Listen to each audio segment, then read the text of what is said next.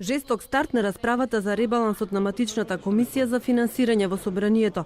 За опозицијата, новото прекројување на државната каса е нереално, зашто власта направила целосен промашај на економијата годинава. ВМРО ДПМН со 179 амандмани ќе докажува дека владата ги стопирала сите проекти.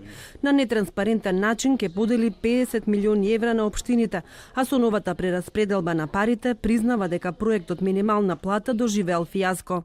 Кои се стопират? Изградбата на клинички центар Скопје. Значи, таа гарантирам 7 до 10 години нема да се направи, затоа што локација немате најдено, не камоли проект да изградите, па да почнат граѓаните да мислат кога ќе се изгради. Гасификацијата е стопирана, а тоа беше најголемо предизборно ветување на СДСМ.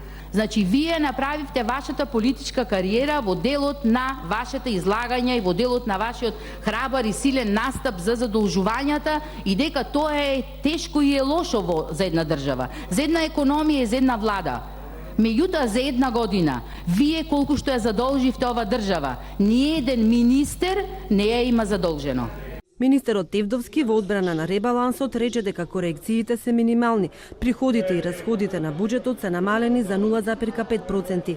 Ја опомена опозицијата да не манипулира со лажни бројки, кога е во прашање јавниот долг на државата. Значи, ако нешто немате право, тоа е околу тоа што го зборувавте за јавниот долг. Нето задолжувањето по 2018 година изнесува 22,3 милиарди денари.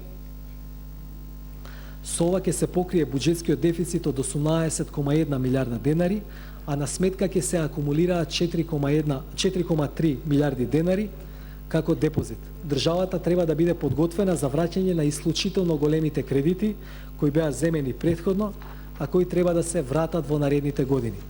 Во предложениот ребаланс се кратат 92 милиони евра од капиталните инвестиции, 50 милиони ќе одат кај општините за плаќање на стари долгови, 30 милиони ќе добијат фондовите за здравствено и за пензиско осигурување, а 3,2 милиони евра ќе одат кај политичките партии и новоформираната агенција ОТА.